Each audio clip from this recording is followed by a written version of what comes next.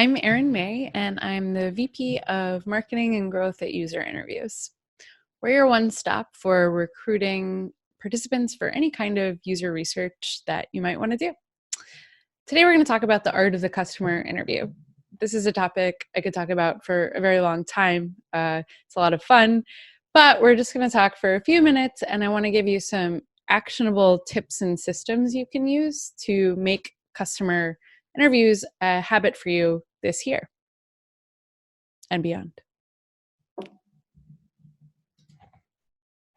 So today we'll cover why are customer interviews important in the first place? Why is it important to do them regularly? How do you automate a system to do customer interviews regularly? And then how do you do the customer interviews themselves? So why is it important to do frequent customer interviews? As most of us know, it's a good idea to get feedback from actual users, from customers. That's how we understand them. That's how we build good products. That's how we have successful businesses.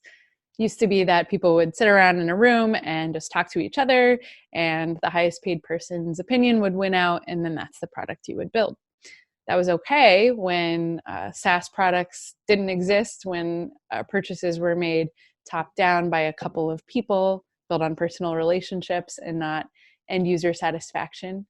But now, whether it's B2B or B2C, physical or digital products, customers have the power and they have opinions, and we have to listen to them. And that means understanding them deeply. And customer interviews are a great way to do that. UX is a great way to earn money, to get a good return on your investment. A common complaint or reason to not do user research is that it takes time, that it's an investment. It is an investment, but it's an investment that pays back. According to the American Genius, for every dollar spent in UX, $2 to $100 come back. That's quite a range, but the point being that it is an investment, but that it's an investment that will lead to profits. And it makes sense. This is what the most successful companies in the world are already doing. Jeff Bezos is one of those founders and visionaries from one of the most customer-centric companies in the world, Amazon.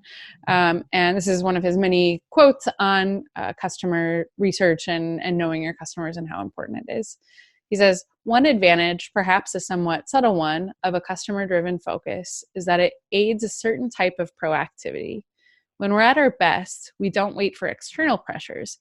We're internally driven to improve our services, adding benefits and features before we have to. So I love this because it's really about controlling your own fate.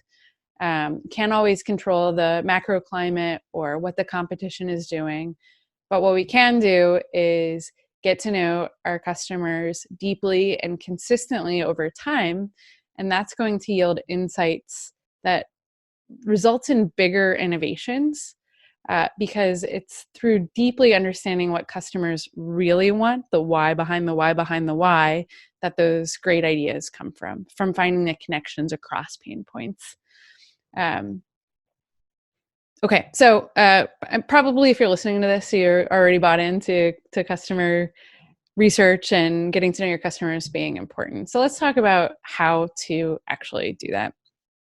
It's January of 2020 when you're listening to this, or maybe you're listening to it later, but right now it's January of 2020, New Year's resolution time. It's all about building healthier, better habits.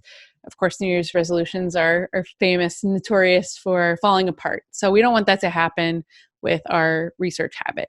We want to build a system that is sustainable and where we can put a little bit of thought, not a lot. This is going to take a couple of hours probably to get going. Put a little bit of thought into the system upright, out front, and then you don't have to think about the boring logistics stuff again. You can focus on the fun part, which is talking to customers and understanding them and seeing things click, right?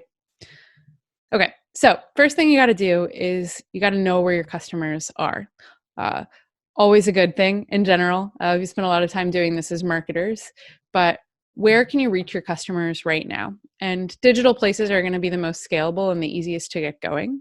But you know your customers and your systems better than I do. So just think about where are your customers and where could you insert some sort of call to action to request feedback from folks in the form of actually talking to you. So some places you might go are, at user interviews, we use Drift, maybe use Intercom or something else. Maybe you have Hotjar or another web intercept kind of tool. Perhaps you have a customer feedback opt-in form already, or a panel that already exists. That would be a great place to tap for these. Do you have in-context links you could add to blog posts, support pages, things like that that are specifically about helping your customers? They might be primed or in the right mindset to be wanting to share a lot of feedback that they have with you. You could also think about email experiences. So we do a lot of life cycle emails at user interviews, and they're based on people hitting particular milestones, right? And so you can, in those emails, include a contextual link that speaks to the kind of feedback that they might want to provide, and then give a way to talk to you. Then you want to think about who can help you. It's really great if these are systems you can actually impact yourself. You'll get it done faster. But make friends, find the person who can help you get this done, and get some of those links added. We'll talk about where to send those links and how to make the next part happen next. So this is just an example of one that we do and an email that we send. We send this to folks who have not been active with us after 45 days. So they launched a project, they found some kind of value, hopefully, but we haven't seen them. And for us, it's a cadence where we would really hope to see you back by then. So we send this email and we're asking, well, why? Why haven't you come back? And we ask some questions. And most people just write back and answer the questions, and that's great. Some folks take the time to click through that link at the bottom there that invites them to talk with me in a one-on-one interview. And I do between 2 and 4 of these interviews in any given month. And they're wonderful opportunities to learn about the folks who have, again, come in and launched a project, but haven't come back in 45 days. And some of what you'll learn through something like this is you'll be talking to people who maybe they aren't your best customer, and you can kind of learn who your best customer is over time. Or maybe they had a product issue or a need that isn't being solved by your product, and those are equally insightful. You want to pick a consistent time. The whole point of this initial setup is think about it now, don't think about it later. So you really don't want to be every given week fiddling through your calendar, what works this week, what works, if you can just say, what, Mondays at noon Eastern are going to be customer interview time. Clear that time from your calendar, or find a time that already looks open, and then make that the time. We recommend weekly, but if you can do twice a week, every other week, something consistent that's going to make this a habit for you, that's going to be great. You also want to think about other folks' calendars that you work with. At user interviews, we open research to everyone to participate in. So what we'll do is when a session is scheduled, we'll pump that into Slack through Zapier, and then anyone who wants to can raise their hand, literally using an emoji, and say, hey, I'd like to join that session as a note taker. So that's a really great way for us to get lots of folks involved. But if you want someone from a given team or a particular person to kind of be in these sessions with you, you can obviously coordinate your calendars with a couple of folks. But what you want to do is get to some kind of set schedule so you don't have to constantly be maintaining it and thinking about it. Then, just as important is you want to let customers schedule themselves. Once you know what that time is going to be, you don't want to be going back and forth with each user, with each customer to figure out what's the right time for them, and would this time work and would that time work? No.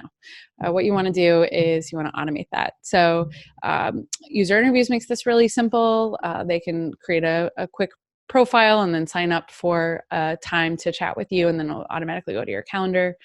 Obviously, you could use Calendly or other services like that. What you want to do is where you have that initial call to action to talk to you, you want to have a way to get them to then signing up for that time to talk to you. Great.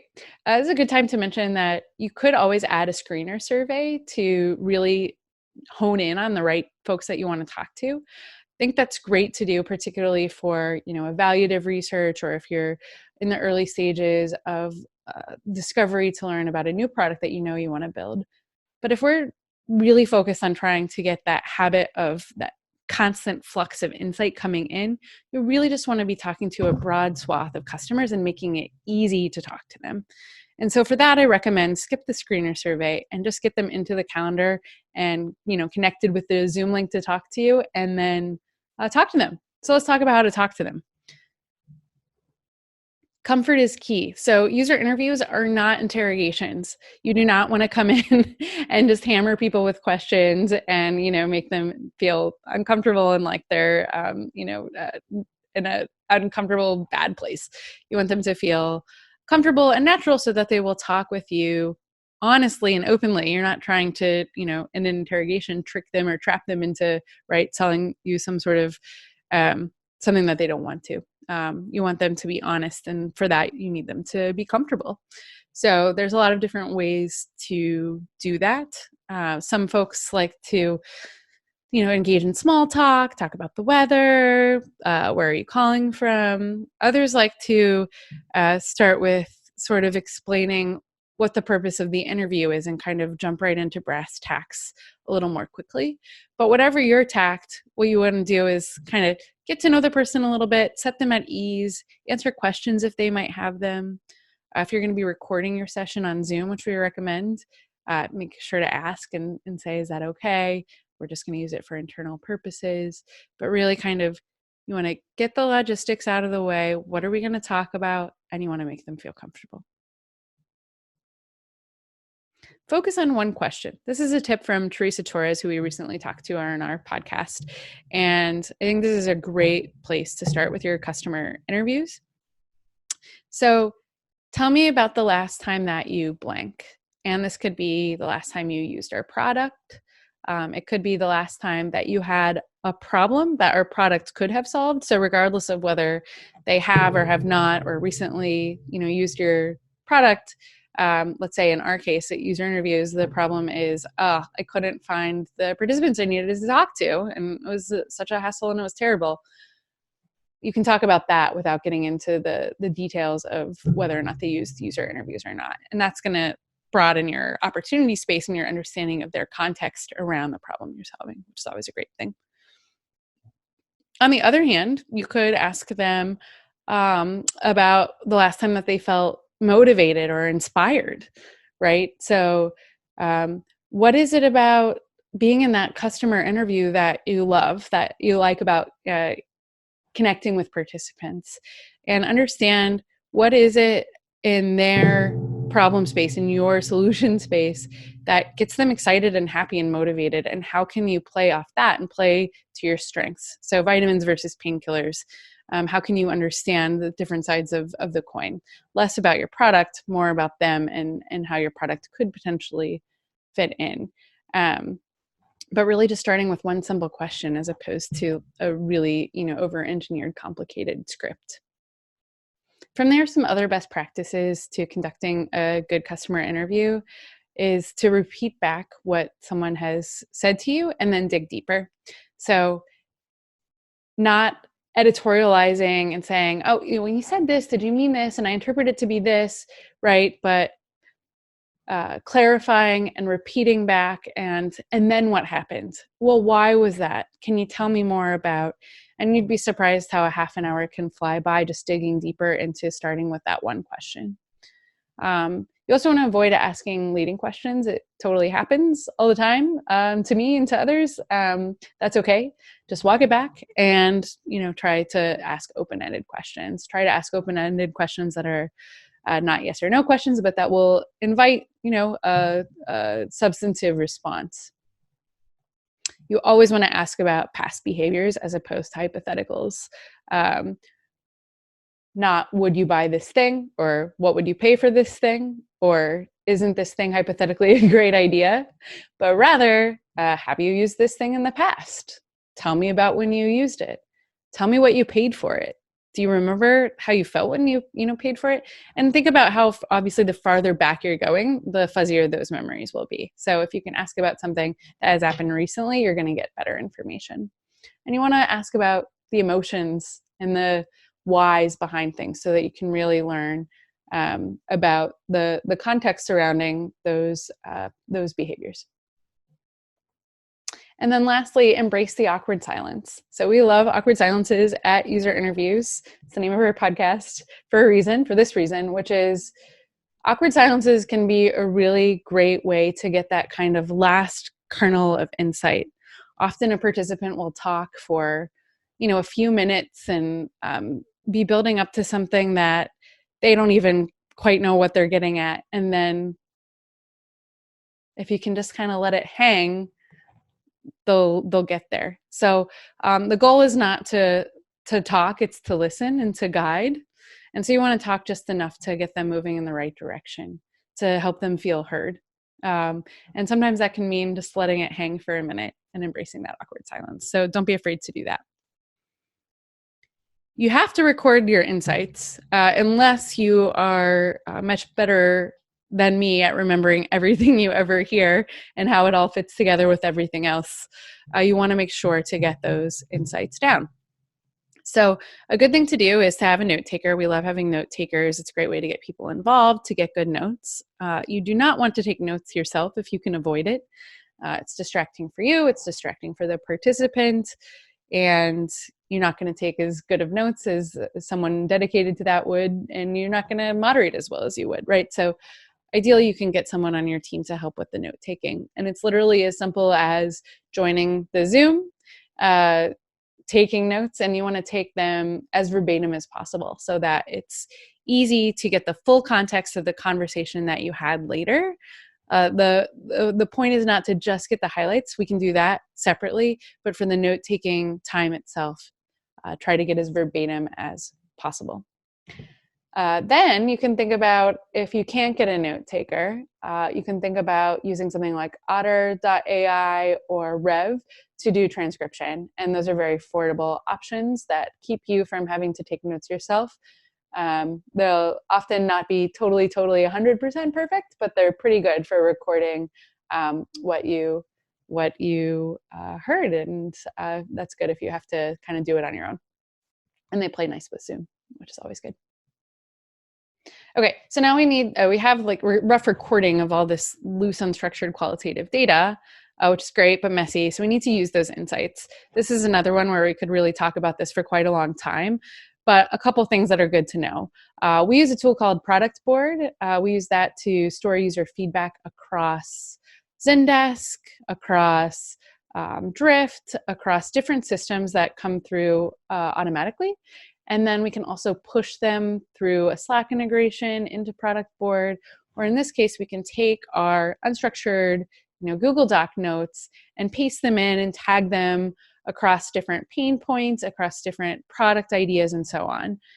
So that's a great tool to later, when we know we want to work on something, be able to find all the available context around that particular thing.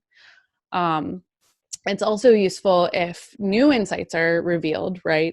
These are not insights we've heard before or problems we knew about, to create new ideas, which is related to this opportunity solution tree, again, that Teresa Chora has created.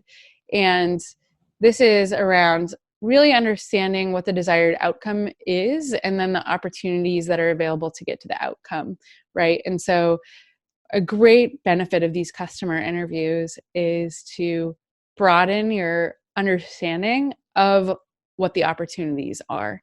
And if you're adding these insights, right, the nuggets, or however you want to think about it, these insights into some kind of structure that is constantly evolving and building and growing, you really get this broader, deeper understanding of what the problem and solution space is in your domain. So to recap, customer interviews are important. They can be easy to do when you have a repeatable process. And make sure to review your notes and use those insights with some sort of system that works with the system you already have. So if you're not using Product Board, if you're not using, opportunity maps, use a system that you have, but connect those insights to some sort of framework that's going to help you take action. That's it. Thanks so much.